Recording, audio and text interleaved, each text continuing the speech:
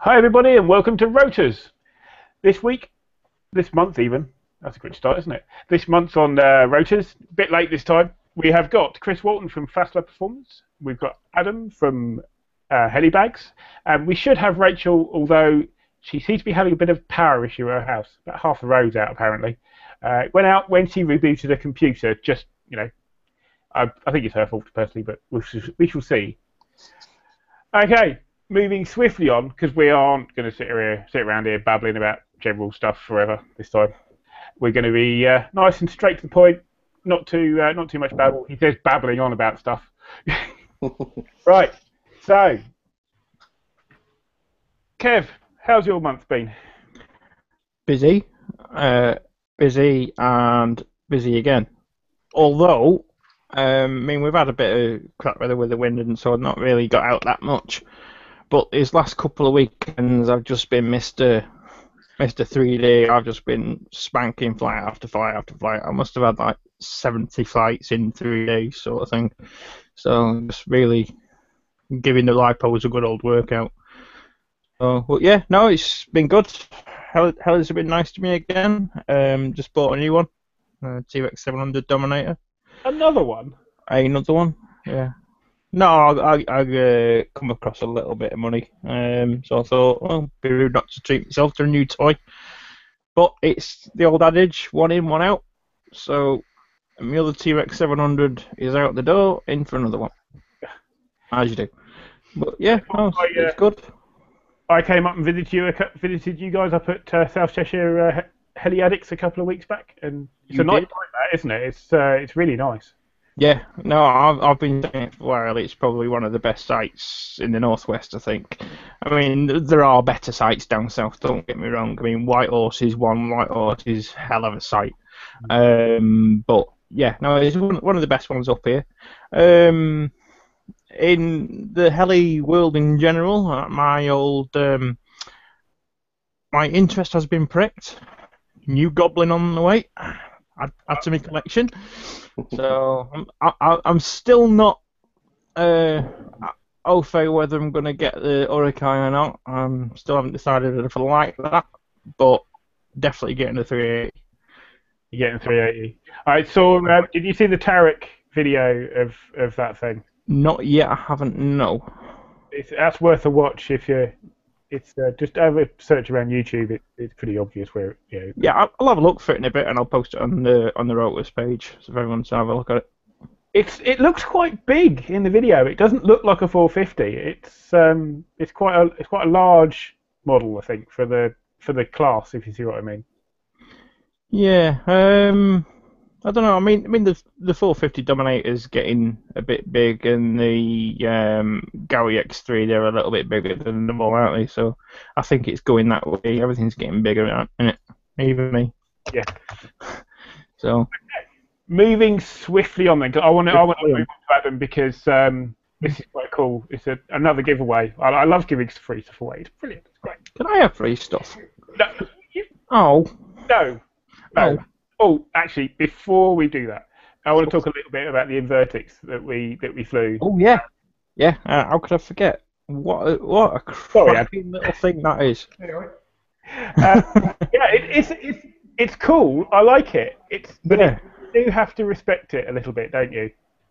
Yeah. The flight review is going quite well for that actually. The only problem is we really get more than 2 minutes of a flight before one of us puts it in the ground. I think every one of us has buried it at least twice. I mean, we've got Tom, the Rotors heli stick. Even he keeps lobbing it at the ground. It's costing me a fortune in props. How resilient is it? It's a great little thing. I mean, all hats off to Bobby. It's a brilliant design. I mean, there's only like 4 or 5 bolts in the whole thing. It all just interlocks, and these couple of bolts just hold the whole thing together, and it's brilliant. The way it flies is really good. I mean, the only criticism I'd say is when the blades are going from one way to the other, the actual changing direction is quite quick. It's the spinning up to speed that's the problem. but he's got the 4S upgrade on its way for it. So, and I think that's what this addresses. By all means, it doesn't make it bad to fly. You've just got to be ahead of it. You know, I would probably liken it to trying to do 3D with a Nexus. You've got to think of what you're doing 3 moves ahead of what you are doing. So, well, say if you're going right way up to inverted, so you'd give it full positive pitch and start it on its flip. And soon as it's moving, you go to full negative. So by the time it gets over, you've caught it. You know, I think that's the thing with it. Say again.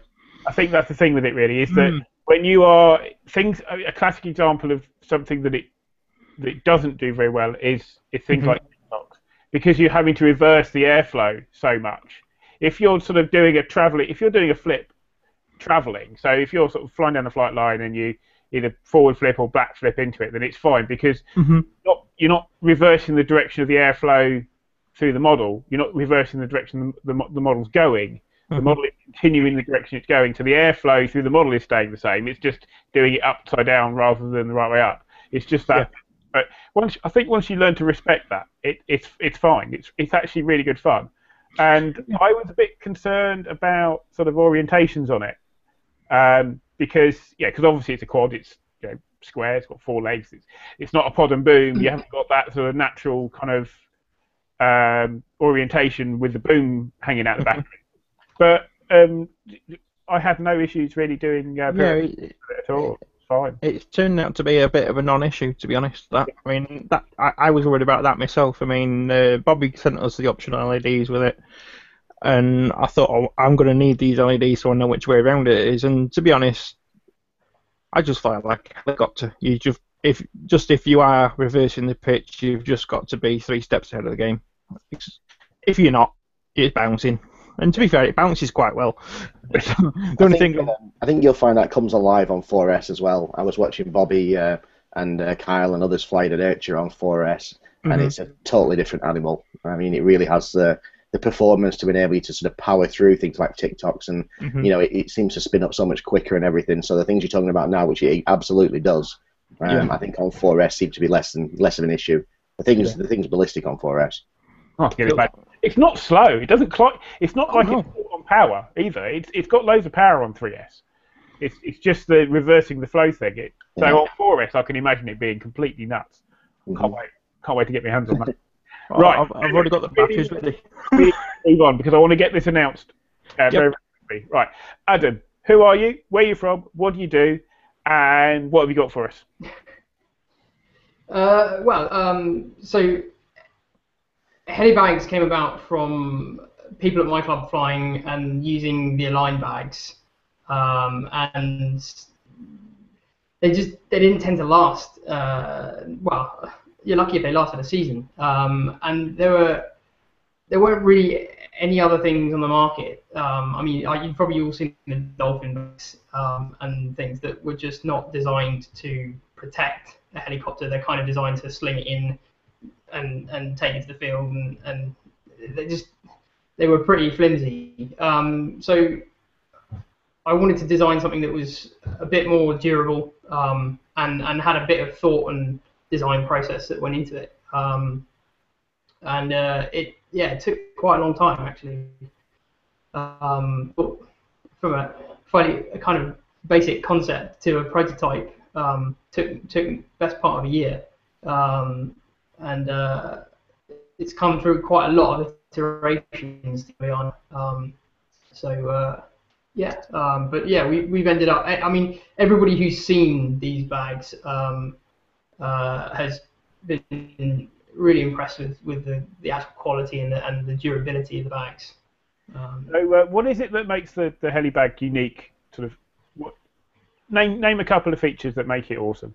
Well, for a start, our bags have got internal strapping. So one of the problems with the Align bags, I'll stop saying Align in a minute, but one of the problems with the other bags is that they don't have any kind of internal strapping, and that allows the helicopter to move around inside the bag. And that's when you start getting problems and damage on the helicopter, and also damage to the bag, because with carbon fins, carbon tail, they act like razor blades, and they will cut through pretty much anything. One of the other benefits of the strapping means that we can actually our bags have a handle on the front of them, which means that you can actually store them upright, so you can hang them on a wall from that handle. And because the helicopter's strapped down inside, it doesn't move around at all. Okay. The other thing is we put some kind of structure and rigidity into the bags. So on the bigger bags, there's an inside pocket which basically takes some reinforced kind of panels that can come apart. So when the bag is sent out, I mean, they're actually kind of flat packed, they're all packed down, and they come in a fairly small box. Cool. So the side panels are is it Corex, you say, that slides in, or is it? No, they're polypropylene side panels, and they have a split down the middle, and they actually. You're dropping out a little bit there. Right, They actually pop it together. You use the bag without them if you don't want to. Sorry? Yeah. Sorry, you're just dropping out a little bit. Go and have a look at the website when you get a minute, and there's some lovely pictures of this thing. www.helibags.co.uk. We're going to send you there for something else in a minute too. They're really, really nice bags. As I say, the model's strapped down with them. There's protection in there. You can hang the bag from an end, and it'll just sit where you want it to sit. It'll really, really nice bag, and I think the price point's really good as well. That must have been quite tricky to get it that cheap. Yeah, it was, we kind of started with the price point, and that was, I think that was how we got it to where it is now, because I started with an idea of where I wanted it to retail, because I didn't want that to be a kind of unknown and to end up with a product that just, yeah, we've got a really fantastic product, but it's going to cost you an arm and a leg, because people want to spend money on the helicopter, and if the bag's within a reasonable price range, then they'll happily spend that money. But if it's 150, 200 quid, then you're pricing yourself out, aren't you? Yeah, right. That actually went on a little bit longer than what I meant it to. Sorry about that. We'll announce the giveaway now and how people are going to enter. So what's on offer? It's the 50 size bag, isn't it? The 600. That's correct. Yeah, 50 size bag. Yeah. 50 size 600 size bag. And to enter that, to have a chance of winning this, what you need to do is you need to go to www.helibags.co.uk/rotors. And Kev's going to share the link on the Rotors page right now for you, so you can just click on it straight away, or you can type in whichever you want.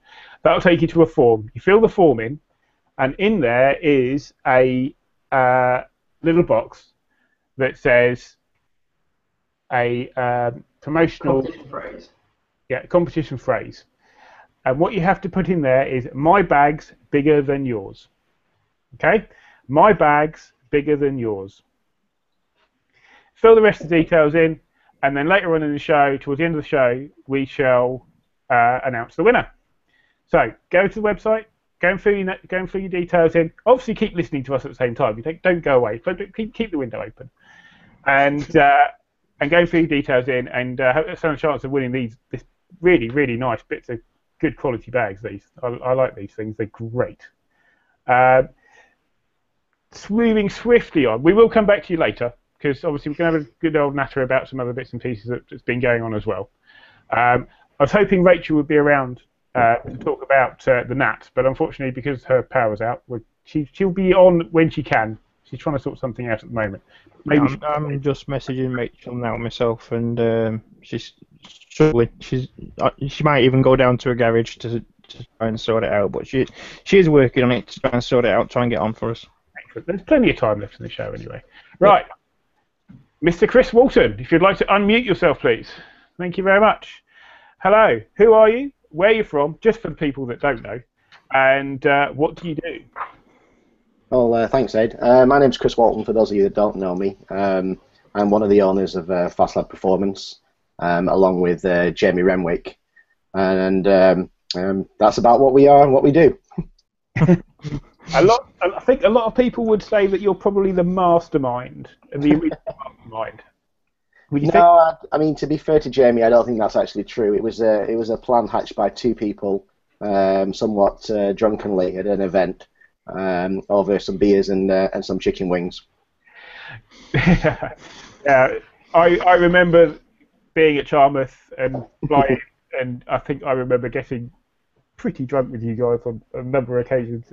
We did. I mean, Charmouth was always good for a social event, and the weather was always crap. We never did any flying.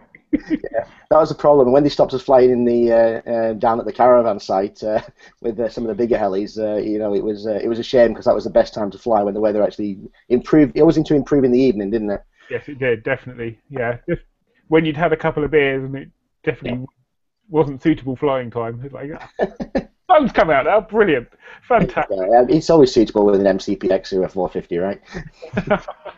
Exactly. Actually, I remember flying my Piccolo inside the pub in the afternoon once. There was like 2 or 3 of us flying those bloody things around.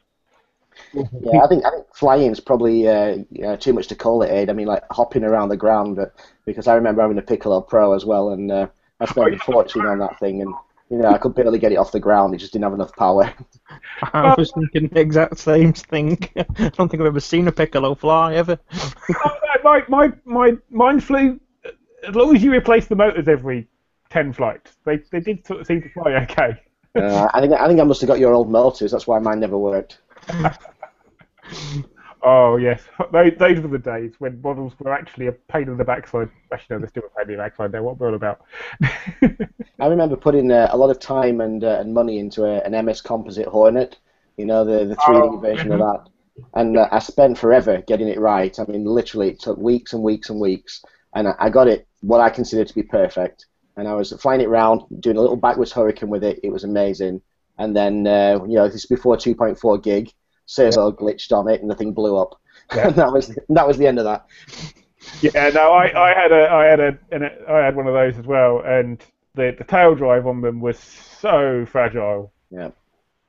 Just sort of, if you didn't get it right, it just ate the gears within about 30 seconds, and normally by the time you just go, oh yeah, this feels okay. Like it's going to fly okay. I'm going to try a flip it, invert it, and then the tail lets go. So, that's it, done. That'd be 40 quid or something ridiculous in tiny bits of plastic, which are a nightmare to work on. Yeah, but so just run us through a little bit about the history of Fastlab. Where did that come from? Why? Yeah, I mean, taking it right back to the beginning, there was no grand plan to open a model shop hobby business in the UK. It definitely didn't start off like that. Both Jamie and myself were working full time, doing our respective jobs. I was doing a little bit of competition, and it was expensive. It is, it's still expensive, and to make the cost a little cheaper for me, I used to sell a little bit of Magnum fuel. I used to buy it for myself, and then sell a bit to some friends, and use the profits for that to pay for the crashing bills that I get every weekend. Yeah. And Jamie was kind of doing the same thing, but he was selling a few Thunder Tiger parts to his friends. So we were, we had 2 little tiny sort of micro businesses going that were really never destined to do anything. We got together at Gould Fun Flight. Actually, it was the first discussion, and Frankie, my daughter, blagged some chicken wings off Jamie as she does. And we started to talk about, well, maybe you let me have a bit of your fuel. I'll let you have some of these helicopter parts, and what can I put them on your website, Chris? I was like, yeah, okay, that'll be fine. And we did that. The Fastlab Performance website did exist at that point, didn't it? It was an internet page, wasn't it? Yeah, it did, and you can still find it on some of these sort of vintage search engines things, Wayback Machine and things. And it did exist. So that's like, we're talking back in probably late 2004, early 2005 then.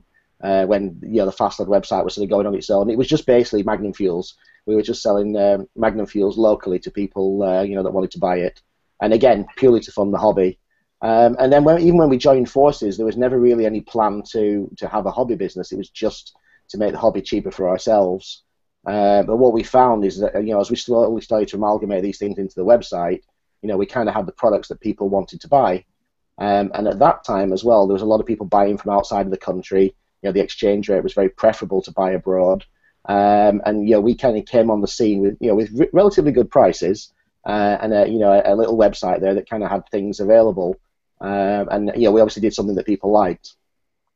Yeah, and there were a lot of the local model shops who were just taking the absolute mickey as well with the prices. I remember things like a 401 was retail RRP was something like 150, and some of the main, I won't mention names, but I'm pretty sure some of the sort of the mainstream stores were selling them for getting on for 200 quid with the servo.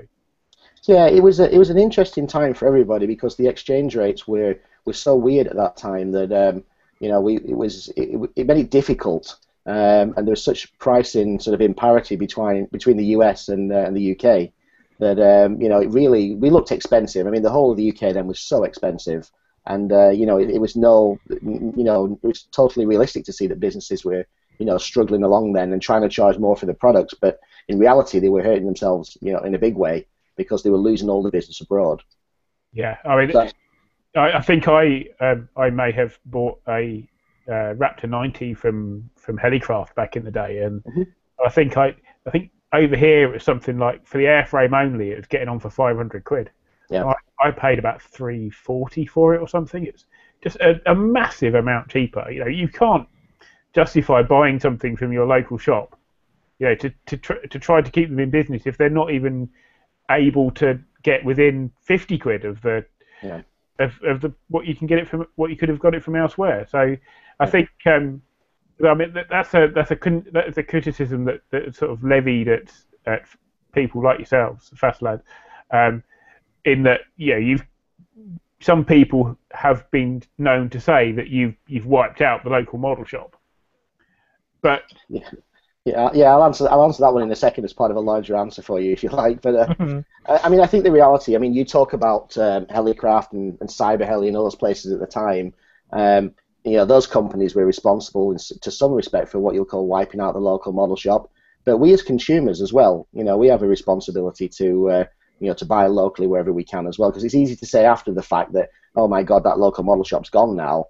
And why is it gone? It's been beaten up by another bigger company. But I think in a world like ours, everybody has the opportunity to do certain things, and you either choose to go a certain path and do it, or you choose not to do it. And when you see some of the sort of local model shops disappearing now, they didn't embrace the internet, they didn't embrace livestock, they didn't hold stock on products for people. They did a lot of things that customers wanted, and also we did with FastLad at the time when we came on the scene was basically to hold stocks at prices as attractive as we could make them. I mean, it was impossible to price the same as a Cyber Heli or as a Helicraft, because they were buying directly from the factories with no import duties into the countries, and shipping on invoices that were gift invoices. So we're in the UK. Realistically, we've got 20% VAT and we've got some import duty no matter what we do. But we cut our own margins to try and get competitive. Yeah, and I think my answer to the argument of that the larger companies have killed off the model shops is that if you look at, in my local area 10 years ago, there were probably 6 or 7 local model shops, and yes, only one of them is there now. However, all but one of those, if you walked into them and said, "Hi, I'd like to buy a boom for a Raptor 50," they'd all look at you and go, "What's a Raptor 50?" So, yeah, okay, they're gone, but they weren't servicing us down here anyway. And I think you've got to. I mean, ultimately, you've got to try and look after. You've got to do what your customers want, give your customers what they need. And I'll accept that it is hard when you're a bricks and mortar model shop to have everything for everybody.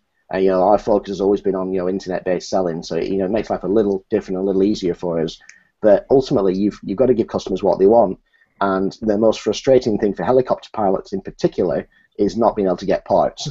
No one wants to walk into a model shop or an online store for that matter and place an order or ask for some products and not be able to get them, or get promised, you'll have them in a week or they're going to be 2 weeks. And that one of the foundations of when we built FastLad was that we wouldn't sell you a product, not knowingly sell you a product that we didn't have in stock. And that's true to this day. When a product goes out of stock on our website, you physically can't buy it. We don't take back orders. We purposefully don't try and take money for products that we don't have. And and a lot of people still catching up to that process. Yeah, it's there's a lot of different arguments to the way to handle back orders, and some people get it right and some people don't. And I've ordered stuff and only half of it has turned up. There's been no kind of email or anything saying, yeah, sorry, this stuff's out of stock. Do you still want the rest of it? Yeah. The stuff's just turned up and it hasn't been in the box, and you've gone, oh, okay, right. So now what do I do? It's Friday night. I've ordered me bits on Wednesday. Wanting to go flying at the weekend, and now I can't. And on top of that, then 3 weeks later, completely randomly, a load of bits turn up. Yeah, which you bought from somewhere else in the meantime, right? So. Exactly. Yeah, I think the thing with us, right from day one, we decided that we would much rather that you bought your products and your parts from somewhere else than for us to supply half an order and let you down or something like that. Which was why, in the early days, it actually used to remove the product from the website when it was out of stock. You couldn't even see it anymore. Whereas now, at least you can see it, and there's a reminder thing there, so you can get an SMS or you can get a text message or an email when it's back in stock. But I still think it's important because come that Thursday, you want to go flying at the weekend, you're placing your order, or even Friday for that matter, you want to know that you're going to get what you get. And with the exception of the odd stock error that happens in every business, if it's on our website, you place your order, you should be getting those parts. Yeah, and I obviously have ordered a few bits and pieces for said model behind me from you relatively recently, and you send out a text message or an email, don't you, with the tracking number and that sort of stuff going on. I was quite impressed to see that. That was quite cool. Yeah, we've been working a lot. We work with UPS as our sort of preferred shipping partner, and we've got a lot of our systems integrated with theirs now directly. So when we process the order, and we have multiple stages of order processing, when it goes through those stages, it'll automatically generate text messages or emails depending on the preference, and send people tracking details and things like that. And it's a two-sided thing. We did it because we needed to save some time, and people know, when the order's coming, you're not likely to make a phone call saying, where's my order, where's my tracking? So it saves us a little bit of time, which enables us to do a couple of other things, and also it gives customers peace of mind that it's on the way. Yeah, that is great to know that it's been out the door. And also, it's still stuff, even now, with the site, obviously back in the day, it was relatively, when you were smaller, it was relatively easy to get stuff out the door the same day, but you're still doing it. Aren't you? Yeah. Absolutely. We're staffed. We've always staffed right to the point. We work all our guys hard. It's a great team of people. Typically on normal days, any orders placed before 3 p.m. will go out the same day, and on most cases, any orders placed a little bit after that will also hit the same day shipping. The only exceptions to that are busy bank holiday weekends where there's a lot of orders coming through. But generally speaking, one of the things I learned, I actually lived in the US for a year, and I still remember it clear as day. It was a Friday night, bank holiday weekend, crashed my Raptor 50, I should say. Completely crashed it. The thing was done. And it's like 4 p.m. in the evening, and I'm like, what the hell am I going to do? And my buddy's like, it was no problem. You can phone up, I think it was Heli Pros at the time. You can phone up Heli Pros, 2-hour time difference, they'll ship it next day, you'll have it Saturday morning. I'm like, wow, really? So I did that, and the stuff turned up. And, while I was in the US and all the time I was there, they had my business for all that time because the service level was unbelievable. So how many thousand miles is it between where you were and Heli Pros? I was in Michigan at the time, they're in Colorado, so, it's probably, I'm not good on American geography, but it's got to be 800 to 1,000 miles probably. But it was the fact that it was a bank holiday weekend, and it was almost tea time on on Friday. The fact that they just managed to get it there. In the UK, next day deliveries are kind of one thing. But when you're talking about the US, where distances are so much further, it's unreal. And it wasn't particularly expensive. But one thing I did learn is that I would have paid pretty much anything to have those parts there for that 3-day weekend. I wanted to fly all weekend. There is nothing worse. Because I used to have a little, not a system, but the way I used to work is that I'd crash it on the weekend, I'd sulk Monday night, and then Tuesday night after work I'd take it apart and sort it all out and work out what bits I wanted. And then Wednesday I'd order the bits. And the number of times that bits didn't get to me in time for Friday was just really scary. Well, you ordered from the wrong place, Abe. You know that, right? Oh, it was pre-you, you know. It was the wrong time. You know, it was pre you guys. It was, and you know, it was just really annoying. You know, when I was as keen as I was back then. You know, I was out 10 o'clock Saturday morning. I was down the field flying. Yeah. Down there all day on Saturday and Sunday, and bank holiday weekend. You know, I'd get through 3 gallons of fuel some weekends just flying. And you know what it's like when you're young and keen and everything else. And I'm sure that there's a lot of guys out there doing that now. And to have that parts supply there, it's really important because you do break stuff. You know. Yeah, well, definitely. I mean, I've not crashed so much this year, but normally, I mean, Chris will probably attest. He's seen all my orders, but normally I crash on a Sunday. Heli strips Sunday night. Orders in about 9 o'clock Sunday night. It's sent out Monday. I've got it in my hands Tuesday, and I'm rebuilding it Tuesday night. And to be fair, Fastlabs is probably one of the only places that I do shop because of that turnaround service. You know, it's like, as soon as I've crashed, I'm on the internet, I'm ordering off Fastlab, and a day or 2 days later, I've got the bits in my hands. So it's just one of them. There are other shops that I do use in the UK. I won't name names. It's not fair to do so, but the biggest one that I use is Fastlab because of it. Cool. Yeah, and you know that kind of response is obviously the sort of thing that we're going for. We like to build relationships with our customers. We like the fact that they do come to us. Hopefully, come to us first. And you know, at the end of the day, you know, price is one thing, but the only other factor we've got is service. And you know, so you know, if we can keep our service as good as possible, you know, if our price is reasonable, then you know we should have a good customer base. And it's a challenging market as well. I mean, you know, let's not forget we're still in the back end of a recession. We're actually just starting to see things change a little bit now. I mean, you know, people buying helicopters again, Kev, like you mentioned buying a helicopter recently. You know, for the last 2 years, people weren't really buying new kits. People were fixing the old ones, and they were spending more money on, you know, rebuilding what they'd broken than going out and buying some new things. So it's been a difficult, even for us, it's been a difficult couple of years as you know, as the market sort of ground along a little.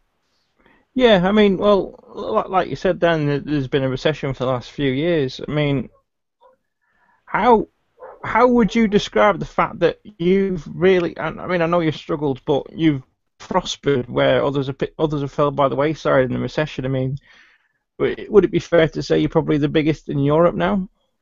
It's always hard to say who's the biggest. I mean, you know, Fastlab's definitely one of the bigger companies in the world.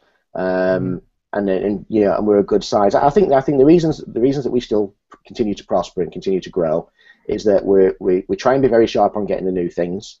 I mean, people like, you know, to see new things, whether it's new upgrades or new parts or whatever. You know, we still try and get those quickly. Nope. That wasn't me. If you There you go. I think Adam pressed the wrong button then.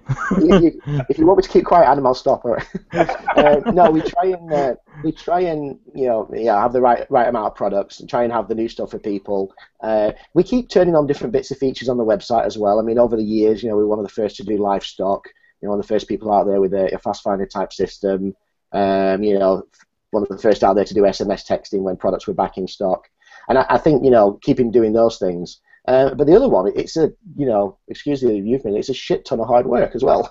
You know, all the guys there, whether it's Andy Horniak or Jamie, you know, these are not just jobs to us. I mean, these are, you know, it's our lives. You know, we don't just do 9 to 5 jobs. We literally, you know, we put a lot of hours into it because we love what we do. You know, we still, even almost like, I think we're 8 years in now or something, we still absolutely love what we do. And I think when you've got so much passion for something, it's easier to be successful than when it's just a job.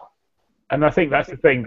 One of the things that makes you guys different as well is the fact that both, you're in your day. You're a bit old now, but I mean, but you were a good pilot. Probably, I assume you still are. Yeah. And I can still wiggle the sticks, but that's about it. Andy Horniak was a very good pilot. Andy's an unbelievable pilot. Just doesn't like the competitions. No, I can completely understand that. Yeah, he shares that in common with you, Mr. Chapman Law, doesn't he? He does indeed, yes. Yeah, done the bloody Yeah, thing. and I think that's part of the other thing as well. I mean, everybody in Fastlad, again, without exception, still flies to some degree. We've got some of the newer guys that are just in, like Liam and people like that who are starting to do their first competitions. Richard, all doing the competitions. And then, we've got some older guys in there as well, like, Alan Bell, who runs our packing department. He's been around flying, both helis, planes, everything, forever. And the depth of knowledge that we've got in the company now is unreal. And we've even, more recently, in our distribution company, Kathy, our distribution manager, her husband's a pilot. She started flying the day she got there. And, she's now a relatively accomplished pilot. She's doing really well. So, the fact that we're all kind of into it so much, I think helps. That the passion's important. Yeah. Cool. Right, I'm just going to go back to Adam for a second because we've had some new viewers join us in the meantime. So we need to, for those people that missed it, go to, if you want to win a free bag, heli bag, for your 500, your 50 or 600 size helicopter, you need to go to www.helibags.co.uk/rotors, and then in the competition phrase box, you need to put in "my bag's bigger than yours." Okay. So, on the subject of new viewers as well, Aid, just on the Q&A, a little bit quiet at the minute, but we're getting there. Hakan Hilmson, I can only presume he's Swedish or something. It's a question for Adam, this one. What other sizes do you do on the heli bags, other than the 600s? What other sizes are available? It's funny, actually. This week, we've been inundated with people asking about the 9700 bag. It's already in development. It's already prototyped. It's just a case of getting it into production. We would like to have it ready before Christmas, but can't guarantee it. If not, it'll be the first quarter next year. Okay, cool. And do you plan on doing any smaller bags, 500s, 450 size, anything like that? So, sorry, yeah, we do a 450 size already. You do, yeah.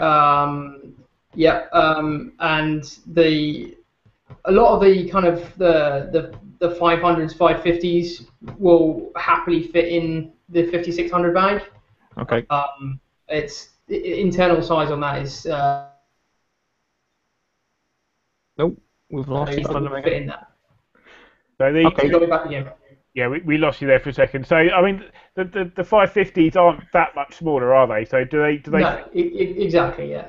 What about sort of 500? Are they going to fit in terms of the skids with holding system? Is that going to work still, or? Yeah. So the straps will work with a 500. There'll obviously be a bit of space in the bag. But we have entertained the idea of doing a 500 bag as well. So yeah, kind of watch this space. Okay. Of course, something I haven't mentioned as well is that the giveaway is international. So it doesn't matter where you are on the planet, as long as you're on the planet. We don't do Martian. But as long as you're on the planet somewhere, Adam will get the bag to you. So get those applications in, and remember www.helibags.co.uk/rotors, and the competition phrase is "my bag's bigger than yours." Okay. Another quick question that's just popped up then from our good friend Daniel Zlatnik. He's a favourite of the Q&A. The bag has enough.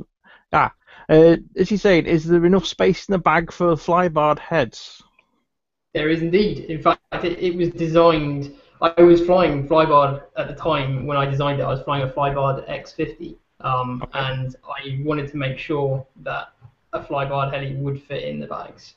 So yes, it does. Okay, cool. Now, obviously, we've gone into the little bit of the whys and whens of designing the bags. You wanted a decent bag that lasted and everything, but going back a little bit further from that, I mean, what's your history in helis? How did you get started? How long have you been flying? What do you fly? Any things of note that you'd like to share with us? Yeah, I started flying back in 2001. I haven't been flying all of that time. I kind of flew for a few years and then stopped and then started again. But I started on an Icarus Eco 8. I don't know if any of you flew one of those. Yes. But that was how I kind of... NICAD cells, was that? No, that one wasn't it, if I remember rightly. The what, sorry? That had NICAD cells, if I remember rightly, that one, didn't It it? did, yes. Yeah. Yeah, I actually saw one. In 30 seconds. I saw one of those a few weeks back that hasn't flown for a while, but it had the metal frame on it and everything. That was and a massive, great big, huge old CSM 360. To give you an idea, you know those like 3 meter tape measures that you just stick in the drawer somewhere. It's about the same size. About that big. Yeah, remember them. And weighed as much as a kind of a modern sort of 2S, 2,000 milliamp hour lipo. You know, it's sort of a receiver pack. Massive, great big thing. Yeah, it certainly wasn't known for its endurance. No. But yeah, so I started on one of those. I was at college at the time, and I couldn't really afford to crash it very much. But I moved on to Raptor 30, and again, it was back then there was no simulators. It was it was. There was simulators. There were, but yeah, they weren't very good. They weren't. So yeah, if I crashed, it'd be a long time before I was flying again. So I picked up flying again in 2011, and everything had changed. You know, flyby was the way to be. Everything was like nitros and electrics were on a par, and it was just there was a massive change in the learning curve. But I got straight back into it. And I'm flying a Thunder Tiger X50 at the moment. That I've just converted that to fly barless, running it with a V-bar, which I just love. V-bar's awesome. Where about you fly? I fly at a club called Orwell Model Helicopter Club.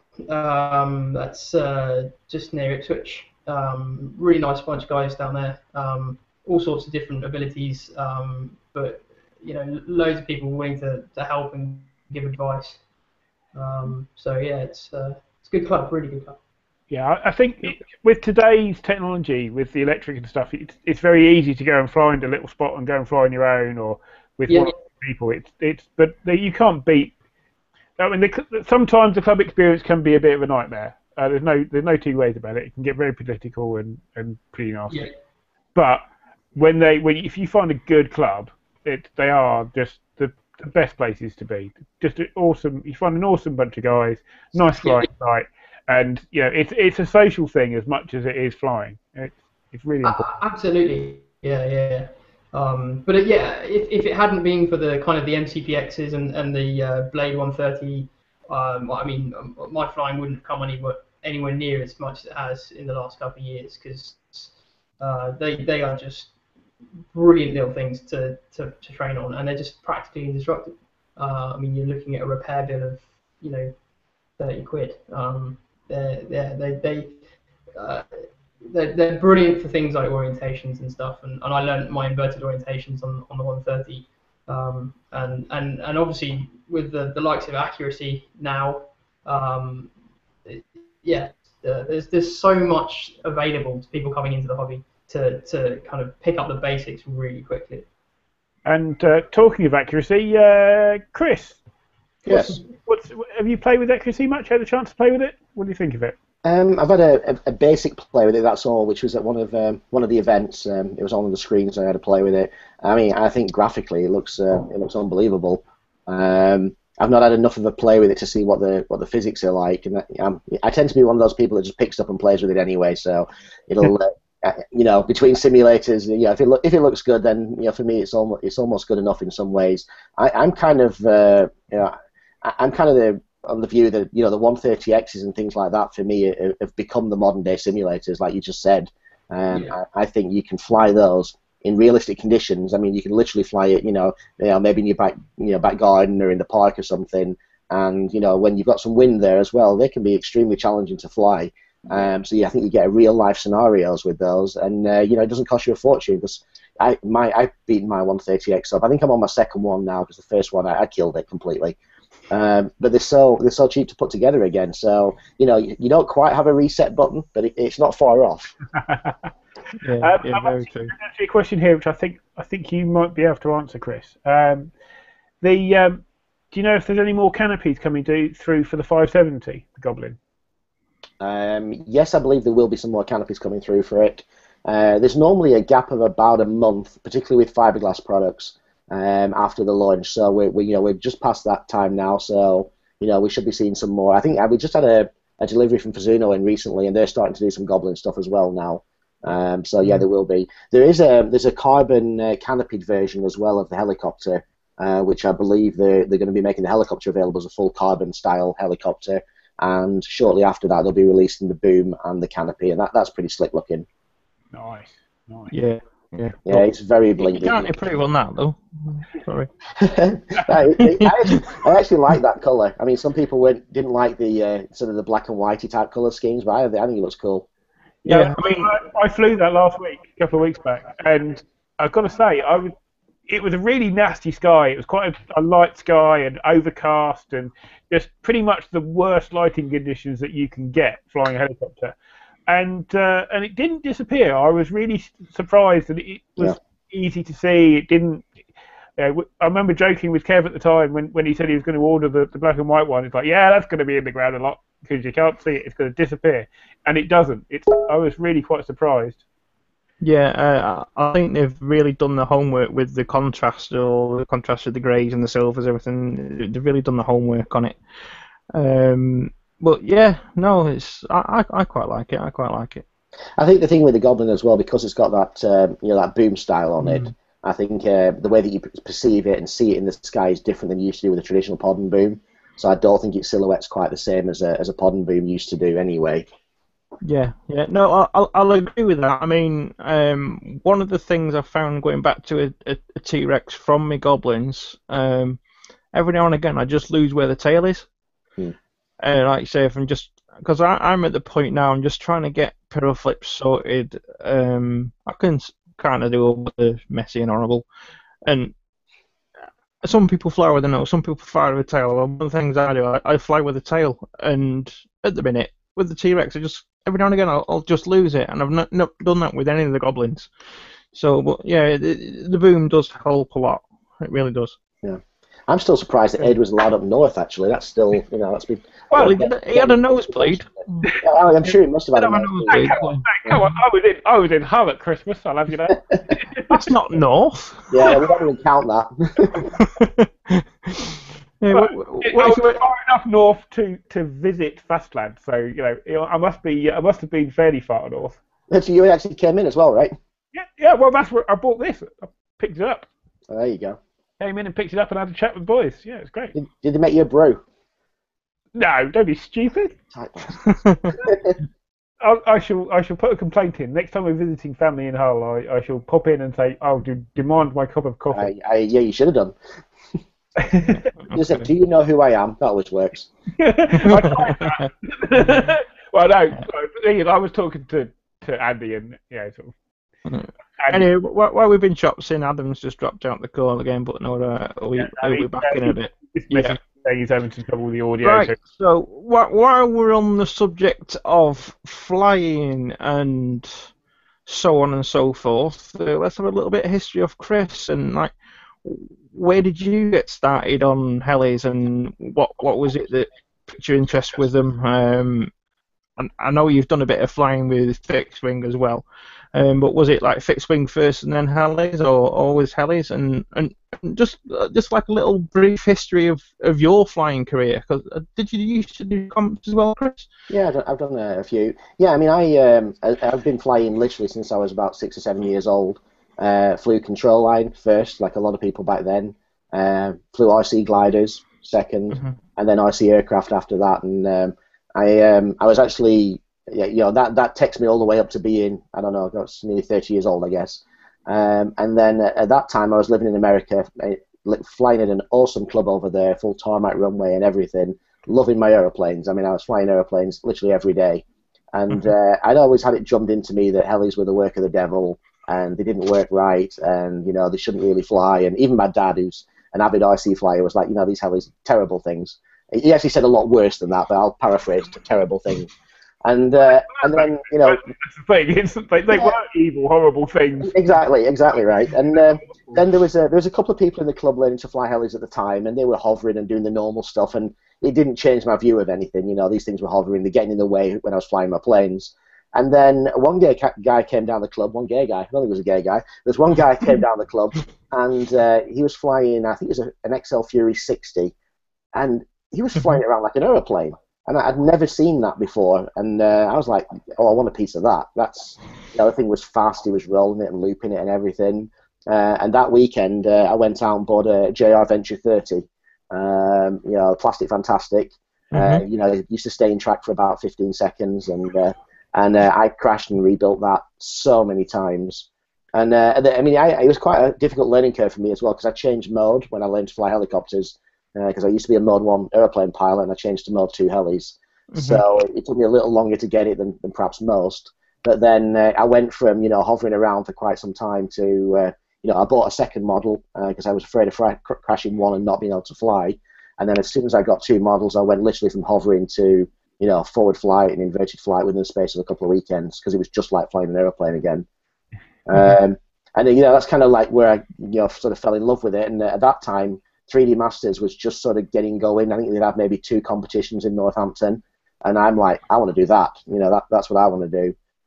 So the following year, I went. I came back home to England, and I entered my first 3D Masters, and I think I came 5th in the sportsman's class. So I was pretty pleased with that. And then I got another 5th, and I think I got my best placing for me. I think was about 10th in experts. I was really pleased with that year. I beat some people that were good pilots. So I was pleased. But what was happening with me is that as I was getting older, everybody else was getting younger, and the amount of practice that was having to go in. I mean, Ed talks about doing 3 gallons at the weekend. I mean, myself and Stephen Gerrard and a few of those guys, we were all going out doing a gallon at night at one point, and just to stay at the same level as the younger guys was becoming harder and harder. And when you've got families, you just can't do that. So I did my bit. I was sponsored by a few teams and stuff, and I had a lot of fun in the hobby. And now I pretty much just fly for fun again. The competition side of it doesn't do anything for me. Although I've done a lot of judging, and every time I judge, I'm like, oh god, I wish I was doing the competition. But then when when it sinks back in how much work you've got to do, then I kind of don't miss it. On the subject of judging, that's quite actually. Before we go there, let's just take a couple of questions, because there's a few questions on the Q&A that's worth having a look at. The first one, I think, is about the 380. What do you think of the skids on the new 380 Goblin? I think they're going to be an acquired taste. I think they're a little different to what we're used to, and it seems that that's sort of the speed way of going. And I think they wanted to keep the lines of the helicopter looking as clean as possible. So, personally, I kind of like them, but I can imagine people wouldn't like them. Just like a Goblin. I mean, some people like a Goblin, some people don't like a Goblin. It's just something different, isn't it? And it's going to take getting used to for people. Yep. Definitely. One, actually, the question directly for Chris.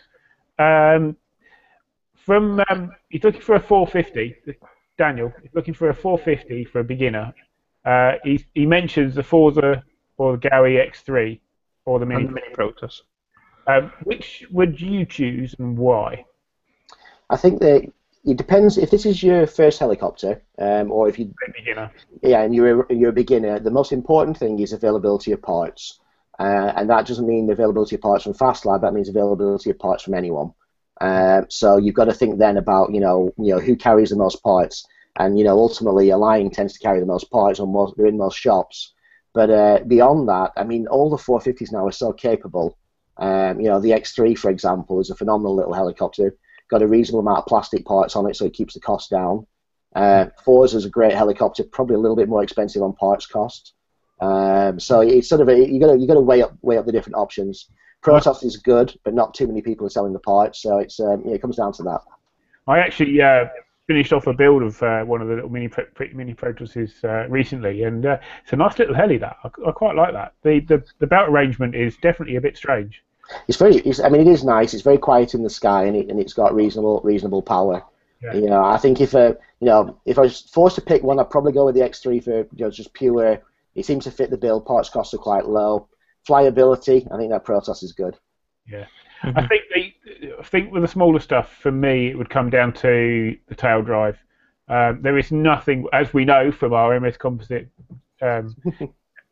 messing around, that the tail drive, if it's a torque tube, unless the gears are really good, you're going to, any slightest touch, because they're so small, the slightest touch of the tail is going to be taking out gears, and there's nothing worse than changing tail gears on a small heli. I would probably go towards. Actually, what's the tail drive on the Forza? Is that a belt or is it a? There's two, I think. I think they come belt and torque tube. Yeah, most of them these days have options for both. Actually, to be honest, I'm not sure about the Forza. I know the X3 comes standard with torque tube, but also has a belt drive option. Mm-hmm. Yeah. I would definitely go for a belt drive version of whatever you get. Yeah, it's definitely savvy advice. I mean, while you're learning, you are going to have little wobbles and maybe just smack the tail on the floor or something. And if you've got a belt, the chances are might just jump a tooth or something and be perfectly fine. So. Yeah, I can testify to belts being nice and durable in the tail department. That takes us back to your Night 50 flying days, Ed, as I remember. I keep talking about it as well. I really must stop talking about that. Yeah, stop talking about it. It's all you ever used to talk about back in the day. We were all using torque tubes, and Ed's like, no, you don't want those. Look what I can do with my tail. So I was sticking its tail in the grass and in the floor and everything. And we're like, all right, fair enough, you've probably got a point there. But you remember when I put the T-Rex 600 in the hedge at LHC? Yes, I do. I remember it well. That heli never flew again. I'm not surprised. Right, another question that we could probably put to Chris from Adam Hugh, this one. He's considering getting himself a TDR. It's obviously quite a big boutique heli.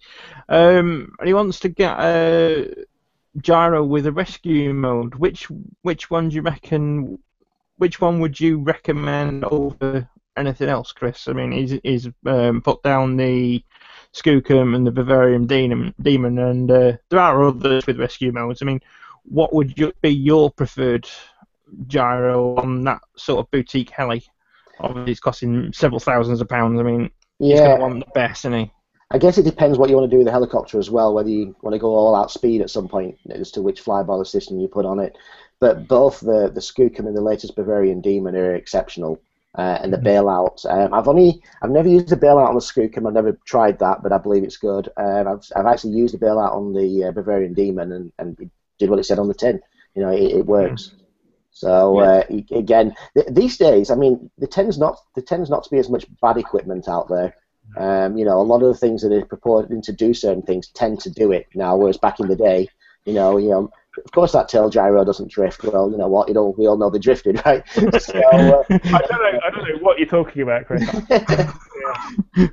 I'm just saying I love my 601 and I wouldn't have changed it for the world. But so most of the things, these days, most of them tend to work the way that the way you'd expect them to work. So, both the Skookum and the Bavarian are good, and the only one I've actually personally used was Bavarian Demon, and it was exceptional. Yeah, so I mean, I've never flown one with a rescue feature. So do you really get enough time to hit the panic button? Because I know myself, and I've stuck in most of the time. I don't even have time to hit the hold switch. So do you actually get time to hit the panic button, or? Well, it depends. I mean, to be honest with you, what a lot of people use the panic button for is for orientation when they're a long way away.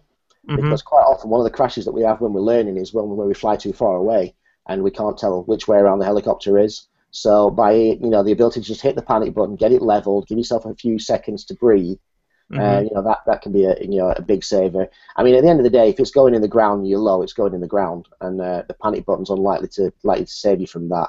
But as a beginner, you tend to fly a bit higher than you would do as maybe you or I might do now, Kev. So you've got a bit more time anyway. I think the important thing that if it is going in is to get on the hold. That is exactly, without shadow of a doubt. just safe. So it's not quite so much a problem now with electric because you don't have that issue with the throttle linkage coming off or battery disconnecting itself and the engine. So because if you disconnect the battery in electric, the motor stops. Yeah. If you have anything go wrong with the radio, the motor stops. Whereas with a nitro, you can be in a situation where you don't have any radio and it's on the ground, revving its nuts off, burning the clutch out, and beating the crap out of it. I think the last funky chicken I saw was probably my Extreme 50 at Esker's Bank, Chris. Were you there that day? I think I was, yeah. I think it was a good one, that, Kev. So I think a long way back for that one. But see, you had so many crashes at Esker's Bank that I'm trying to figure out if that was the one that I saw. You probably saw most of them. There was bits flying off and everything. It was. If I didn't put it in every week, it was a bad week. Exactly. We used to come down just to watch Kev fly, just because we knew it'd be worth watching. There'd always be a good crash or something like that. True. Right. Anyway, I think that's enough for the Q&A at the minute. Right, before we go on, I just there's a couple of other general ones as well. All right. Go on. There's does anybody know of any good heli clubs in Cambridgeshire? Not my part of the world, I'm afraid. No, I don't, but I will do a bit of research for him, and I will post some on the Rotors page later. That's from Adam Zoo, okay? Yep. And that will probably lead us neatly on to... right, yes. Adam, as you're back, will the 630 fit in the 600 size bag? Unfortunately not. It's quite a long heli, and it will be just oversized for the 600 bag. Oh, that's a shame.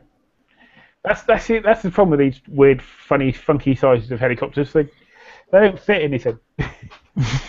Yeah, we there's a few helis that are kind of obscure sizes. The Rave helis are particularly tall helis. Yeah. And we've unfortunately you just can't design for everything. So we've tried to do a kind of best fit, but there's always going to be a couple that don't fit. I mean, and I'm sure just dropping you an email just to make sure that your particular weird version of helicopter does fit in a bag before you buy is no. Yeah. We do actually list the dimensions on the website. So on each page for each product, there's an additional info tab that gives the internal dimensions of each bag. So. Cool. Excellent. Right. And that is pretty much it. The Q&A done for now. Yes. Right. There is something I want to talk about in general. It's a bit sort of competition related. So I apologise if it doesn't interest you as a listener. But has anybody been watching some of the footage that had come out of the recent competitions? For instance, Air and Urcha, and specifically the winning flights. Yes. Yeah, I've seen some bits of that. Yeah. Now, when I was a lad, it was all about being a technical pilot and the main difference between the pilots back then was how low you flew and how technical you flew. Now, generally, the technical pilots flew a little bit higher, and the more smacky pilots, to use a modern phrase, flew a little bit lower. And there are a lot of very good pilots doing both at the moment. And however, there's been a couple of wins recently which are just a little bit concerning. To use a word, maybe gimmicky. Is that a bit strong, possibly? Specifically, things like parachutes and lights during the day and smoke canisters and that sort of thing. And it's nothing against the pilot. All the formats or anything else. I'm not being critical here. It's just I'm just a little bit worried that what happens in a couple of years' time, do we end up with people sort of, I don't know, jettisoning blades in flight and, I don't know, wings popping out and stuff to get that crowd appeal thing? Yeah, I think, I think you're looking fairly specifically at the one competition in America at Urcha because of the things that were done there that were very different. And I think what you've got to understand is that there's certain competitions that are very much designed to separate pilots and be, I won't say real competitions because they're all real to a degree, but to separate pilots and have people, this guy is the best in the world at what he does. And to do that, normally you have to have some technical judging as part of the criteria. So you'll be judging certain types of set maneuvers and things like that. Now, competitions like the one competition, which I was there and fortunate enough to watch it, are totally different. I mean, they're designed to be a spectacle, and it's designed. The most entertaining flight is a big aspect of the way that competition is judged. So yeah, I don't think you're particularly right to worry that we're all going to go that way. I think there's an element of it at the moment, particularly on that whole crowd appeal and doing some interesting and different things. But I think when it comes down to what the pilots want to see themselves to be separated out globally, the truer competitions like whether it be Heli Masters or things of that ilk or XFC for example, are always going to be the ones that are held up as the pinnacle, I think. Yeah, I mean, you've done quite a lot of judging, Chris. Obviously, was it Benno that you've been doing some judging at as well, was it? Yeah, I mean, I've been fortunate enough to I've judged at XFC in America for like 5 years. I've judged at 3D Masters, Heli Masters. I've judged in Taiwan at the Taiwan Cup and a lot of other places. And personally, I kind of like a mix of both.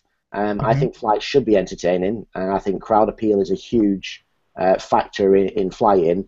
And I think there is a line that once you cross it, you're impacting everything else. So you can have massive crowd appeal, but if there's no technical element and it's not there's too much going on that's not related to the flying, then for me that's not that's not really what I want as a judge. But then it depends on what kind of competition I'm judging because they all have the different criteria. Yeah, I mean, how hard is it for you now as a judge? I mean, obviously, like say Venlo, you've got the best in the world there, and the pilots are just absolutely phenomenal. I mean, how hard is it for you to distinguish all the criteria? So, saying Duncan's flight is better than someone else's flight because of X, Y, and Z. I mean, how hard is that for the judges to get it right? I think judging, no matter what you're judging, is always difficult to a degree, and it will always come down to your own opinion of what you saw versus the rules. So every competition has a set of criteria that you're measuring against, and any given judge will always judge in a certain way, which is why you normally have 5 of them, so you can throw away 2 of the scores and get a kind of a leveler, or why you can throw rounds away and things like that. So, I mean, it is difficult. Some competitions seem more difficult to judge than others. But in the main, I think, what we always aim to do is try and see if we can get, the first 5 right, and that's the most important thing, because they're the guys that are really going to be, at the top of the game. And if I come out of judging an event and I'm roughly right on the first 5 people, it was my choice or close to my choice, then I feel like I must have been in line with what other judges were looking at as well. And there's always after every competition, we always get people coming over saying, why did I not do well in this and why did I not do well in that? And the reality quite often is that they didn't interpret the rules. There's certain, if it says enter from the left and do a loop and then fly out to the right, if you fly in from the right and leave from the left, guess what? You're not going to score as many points.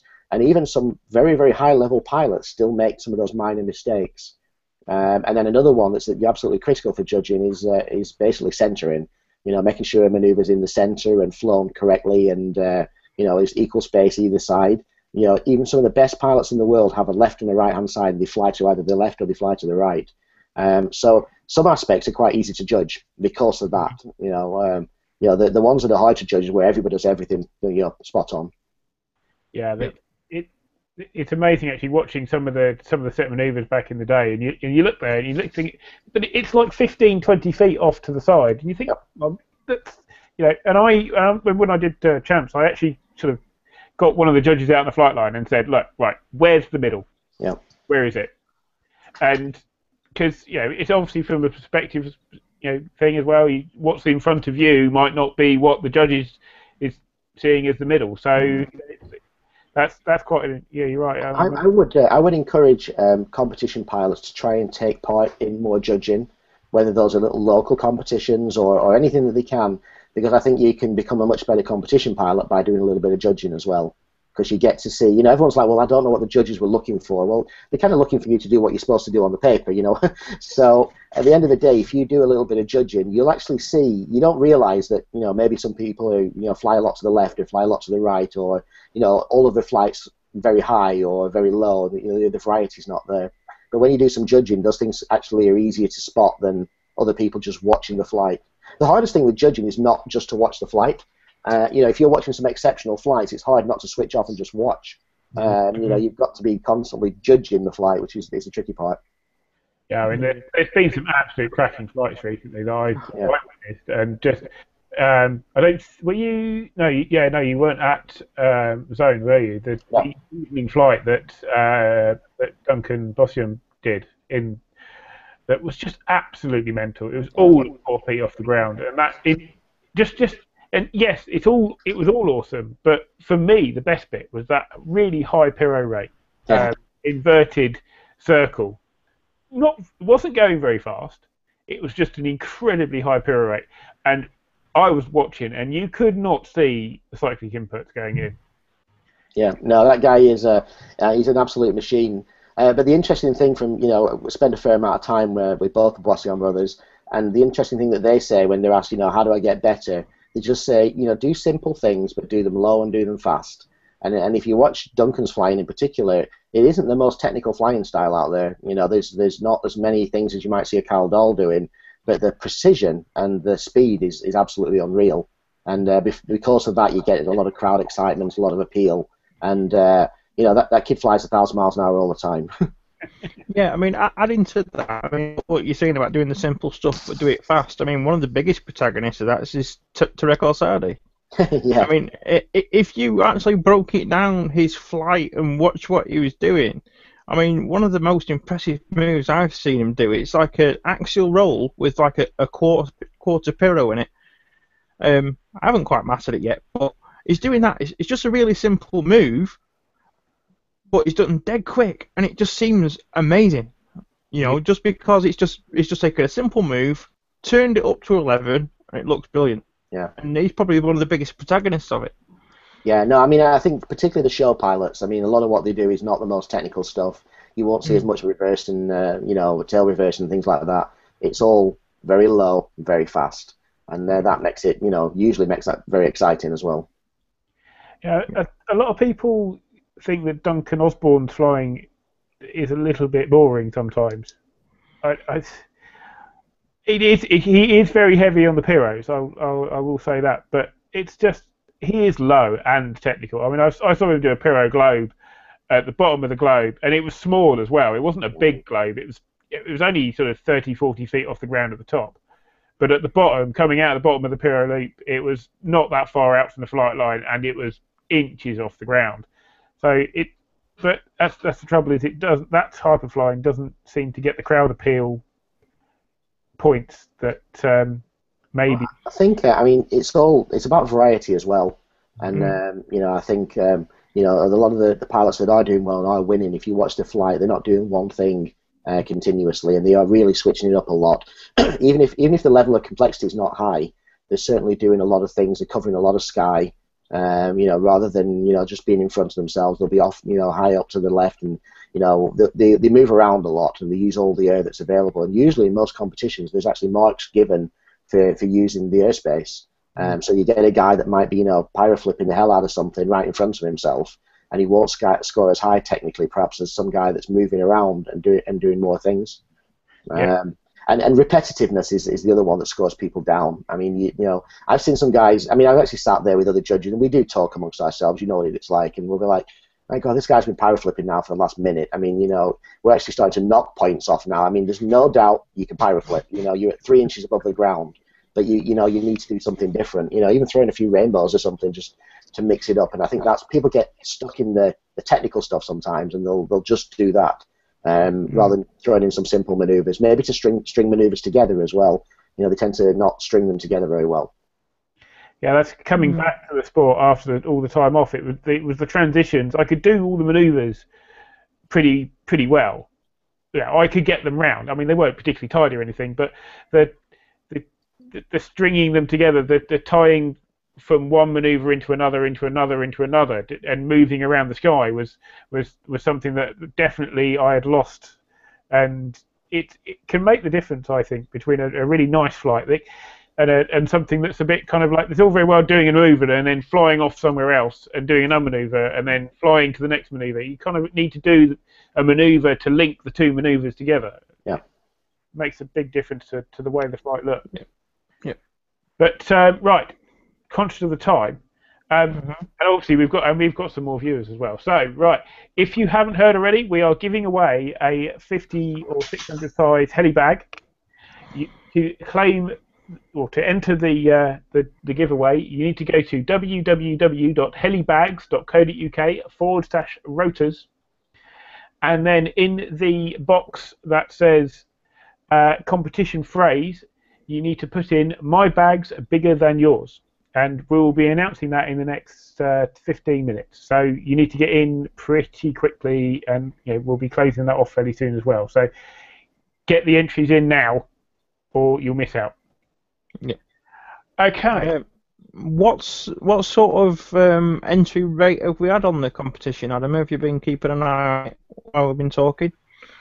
Yeah, I'm keeping an eye on it. It's they're coming in. Right, cool. Any ideas on sort of figures? Give us a ballpark.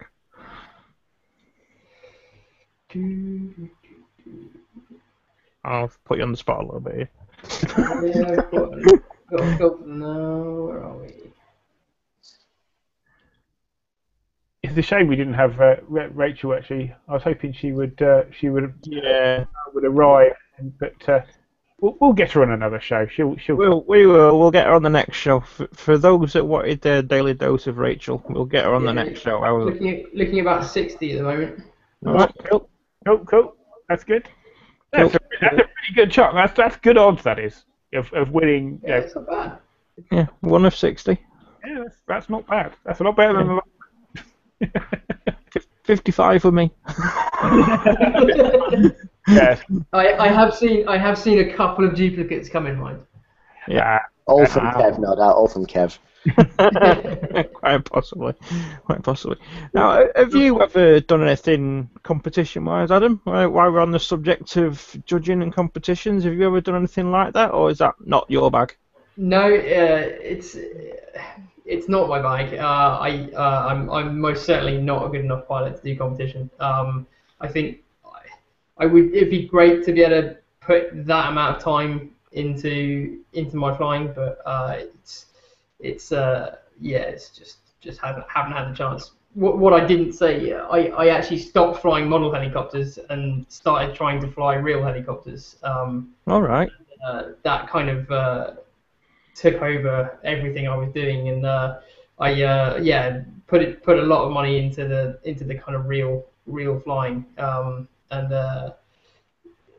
it's still ongoing, but helicopters has been something that I've been kind of borderline obsessed with since about the age of 6. Good man. So real helicopters, small helicopters, toy helicopters, Cool. Now, is it true that real helicopters are actually easier to fly than the model ones? Absolutely, 100%, without a doubt. Well, he must be. He's still here, right? Yeah, I can say with 100% confidence I've never crashed a real helicopter. I actually, one of the local guys here, who I've known for donkeys, he used to fly full size, but he used to fly in the army and do all sorts of things. And he put a Hughes 500 in and ended up upside down in a ditch in a Hughes 500, filling with water. Apparently, it's got to be a bit scary. Cool.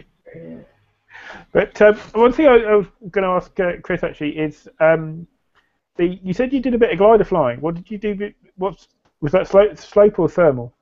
Slope soaring, particularly. We have, luckily in the north of England, we've got quite a few big hills up here with the Pennines. Yes. So I got the opportunity, literally, I would say 10 miles away from here, We've got a couple of slopes, so I used to go up there. And when I first started, I was only little. I was about 10 years old or something. I'd climb to the top of this slope and I'd like glide it and then land just before I got to the edge. And I did that for like probably a couple of hundred times before my dad said bugger this and just threw it off. And I flew, and it worked out all right. It was pretty interesting. I mean, I came back to glider flying a couple of times recently, and this year Alan Zabel Jr. was over in the UK, and he stays with me a couple of times when he comes over. And I took him slope soaring. It was the first time he's ever been slope soaring, and the sheer look of terror on his face as I launched a 140-odd inch glider off the edge of a mountain, as he called it, was unreal. I mean, he's a phenomenal pilot, as we all know, but he looked absolutely terrified. And the wind was a bit light that day as well, and he had to baby it around quite a lot. Are you flying big carbon stuff? Yeah, I mean anything really. Whatever happens to be around that's not broken. But we've got a couple of really big ones, and I just bought the new Horizon Hobby does the Red Bull glider. And that's 155 inches, I think. It thing's huge. I'm on the idea, big is better at the moment. So I've got that's my my winter project to put that together, along with everything else I need to do. Yeah, I think slope soaring is probably one of the cheapest ways of getting into the sport. Very much so, yeah. You pick up an EPP, a foam wing for not an awful lot of money, sort of 30, 40 quid or so. Chuck a couple of 10 quid servos in it and a receiver and go and fly. Oh, and a battery, and you only need like a 4-cell NICAD, or NIM. It's nothing. You can get flying for well under 100 quid. Yeah, you can, and you can get a lot of flying as well for that, because I mean, there's no additional cost once you're flying. You can quite literally fly for. We had flights for over an hour. That evening. Fly forever almost.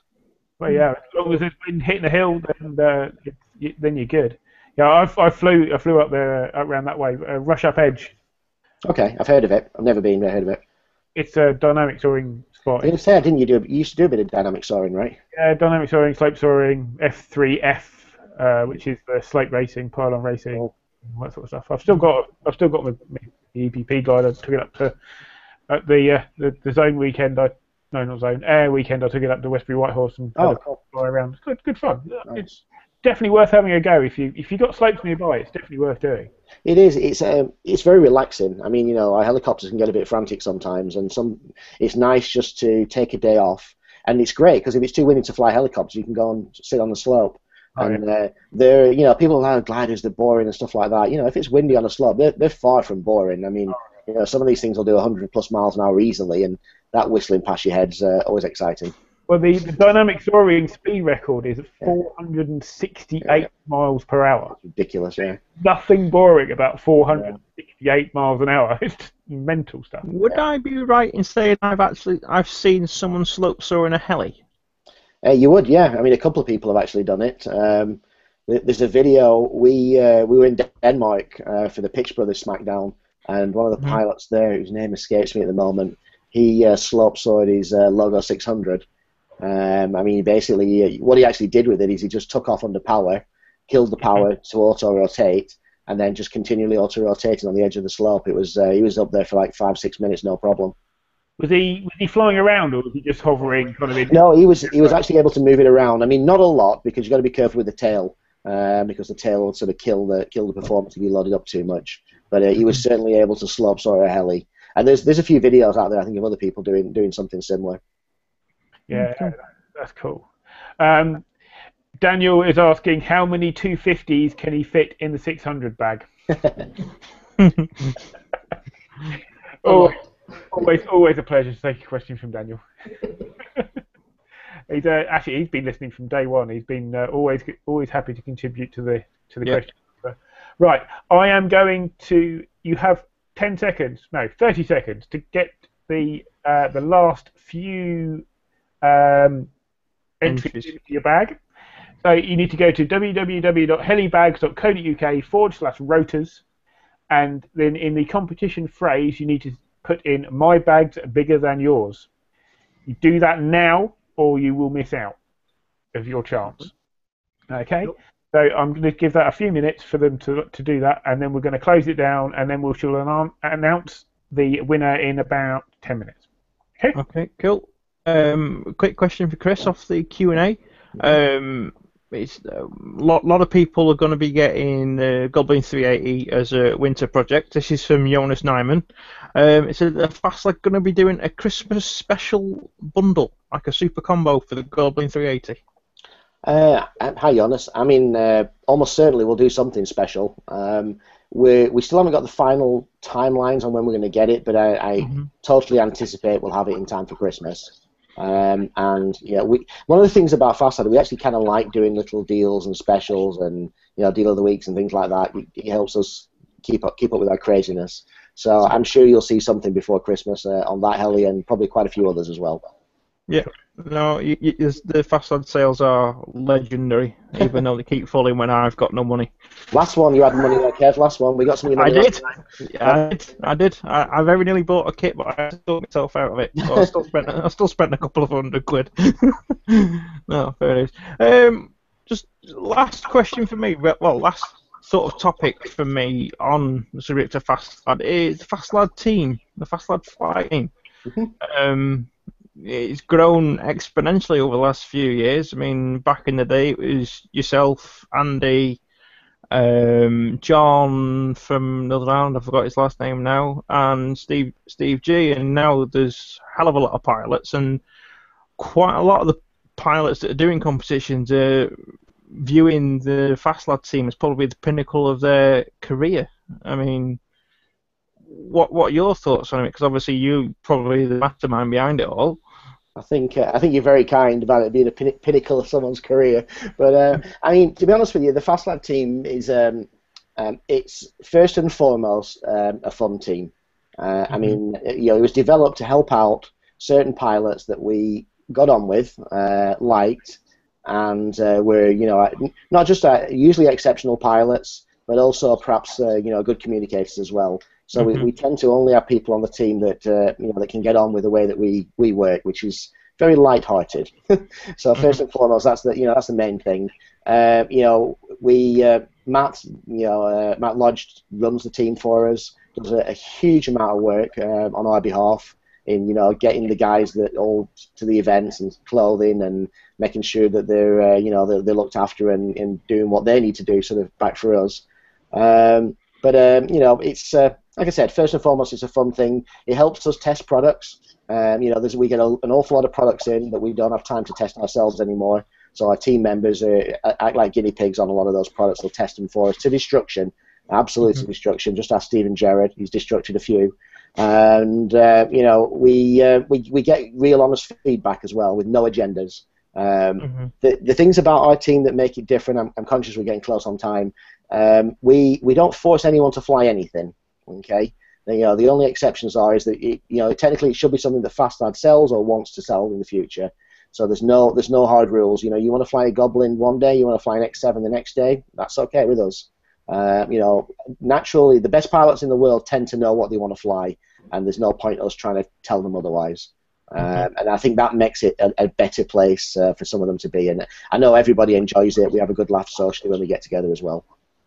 Yeah, I think there's a lot of pilots out there these days that are just going after the sponsorship stuff because it's sponsored. Yeah, there is. There always has been, and there probably always will be. And I get probably 20 or 30 emails a week for people asking to be sponsored in one way or another. And most of them I've never even heard of, and I don't mean that I've never heard of them. I mean they've never been a customer, they've never bought a product. So at the end of the day, we are a business, and if you do want to get sponsored, you might want to perhaps be a customer first. And I've seen other ones where somebody's been I want to be on the V-Blades team or the Edge team or the whatever team it is, and I've asked the question, well, what do you think of the blades? Oh, I've never flown them before. And I'm like, oh, okay, you clearly don't understand what sponsorship's about, and they're the ones that kind of don't ever get a call. People do ask a lot about how do I get on a team. Generally speaking, keep your head down, do the flying, and if you have the right kind of attitude and your flying's coming along, then we'll normally be asking you rather than the other way around. And that's the same for most teams. I mean, it's not just the Fastlag team; most flight teams are the same. Yeah. Well, that's it. I mean, the cream will always rise to the top. I mean, if you are good enough to be sponsored, people are going to spot you. Yeah, and I think importantly, you don't have to be the best pilot and be the best pilot in the world. No, definitely We're not. really looking for people generally that have the right kind of personalities. To be able to talk to the club members and be able to talk to people at events in a light-hearted and social way, as well as knowing the way around a helicopter. Yeah, it's much with the advent of social media over the last few years. You've got to be. I think it's fair to say you've got to be representing. I mean, at the end of the day, you're going to be representing a company if you're a sponsored pilot, and you can't go around slugging people off. No. You've got to be helping people. That's how you'll get noticed. Is fly good and help people, and then you probably stand a good chance of getting somewhere. Yeah, if you're strongly opinionated on one subject or another, you're probably not going to fit the bill. At the end of the day, as a business, we sell lots of different products, and many have their merits and problems as well. But we have to accept a wide range of sort of opinions. You get some people who are so, I hate this, I'm never going to fly that kind of deal, and that doesn't really work for teams. No, indeed. Yeah. Right. Okay. I'm going to close it now. So if you haven't entered, tough. I'm afraid you've had enough time. So unfortunately, that's it. So. If Adam wants to generate the winner by his random generator, let us know when you're ready. Will do. Give me 2 seconds. And in the meantime, we shall just whilst he's doing that, there's another question from Daniel here. He's at it again. He's at it again, yeah. Chris, what flybarless unit would you fit to the Mini Protoss? Keep the brain or go for a V-bar, Beastex, or something else? Another difficult question as well. I mean, I think the Mikado unit's still seen as one of the better units out there, but equally that brain works great on that helicopter. So, depends what you're really looking for.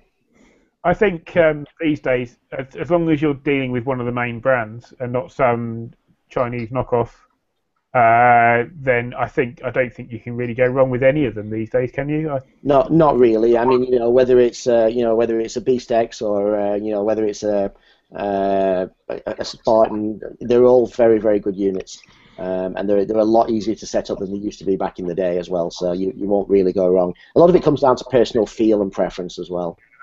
And that's the thing is my preference for the Spartan is because of the way it handles my particular flying style. It deals with working on the limit of the leading blade stall. I like the way it deals with that better than say the V-bar or the V6. It does what I expect it to do, and that's really the main choice. Is go and your best bet is to just fly different ones. See if you can plug a go on somebody's helicopter that's got various different ones, and fly it and see what you think. I think the other thing that's important as well is look at what your other club members are flying as well, because you'll get a lot more help that way. I mean, it happens with helicopters, and equally it happens with flybarless systems. That if the majority of your club is flying a brain, then it makes sense to almost fly the brain because people will be able to give you setup tips on it. Yeah, and also they would have seen the majority of the strange, weird setup issues. Yeah. That say a flybarless system that has a strange nod on the elevator in the hover, that if your club members fly the same flybarless system, they'll be able to go, oh yeah, that'll be that such and such setting, or you've got this servo horn the wrong length, or that sort of thing. They would have probably seen your problem before. So you'll save an awful lot of messing around by flying what other people are flying around you. Exactly. I mean, I don't think there is a bad one out there. They all fly little differences. They all fly slightly different to each other. Like you say, best thing if you can go, have a blag of whatever one you're interested in. But like Chris says, if everyone's flying a braid or everyone's flying a V-bar at the club, it just makes sense to toe the line a little bit because you're going to get the support there. Yeah, I mean, one of the guys near me that I fly with quite regularly, Paul, he's got a Shreemok, which is a kit, by the way, but it had the brain on it, and it was doing some weird stuff, really weird stuff. I think it was actually, you guys actually replaced it. I think it was faulty.